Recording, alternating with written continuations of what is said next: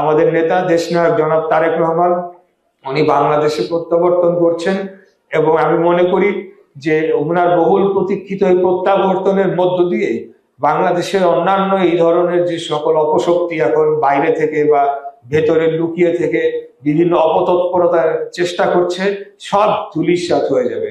লাখো জনগণ যখন আমাদের নেতার নেতৃত্বে নেমে আসবে এবং একটি নির্বাচনী উৎসবে যখন পরিণত হবে, সেই উৎসবে সবাই অংশগ্রহণ করুক, সবাই ভোট কেন্দ্রে যান। কেউ কাউকে বলে দিচ্ছে না কাকে ভোট দিতে হবে, আপনার ভোট আপনি দেন, কিন্তু আপনারা সবাই ভোট কেন্দ্রে যান। আপনারাই আপনাদেরকে যাকে মনে হয় যে বাংলাদেশ রাষ্ট্র, আপনাদের শহর, আপনাদের জীবনকে আরো উন্নত করার জন্য ভূমিকা রাখতে পারবে, তাদেরকেই আপনারা ভোট দেন। আমি বলছি না যে আমাদেরকেই দিতে হবে, আপনারা আমাদের পরিকল্পনা দেখেন, অন্যদের পরিকল্পনা দেখেন, এবং আপনারা ভোট কেন্দ্রে অবশ্যই যাবেন।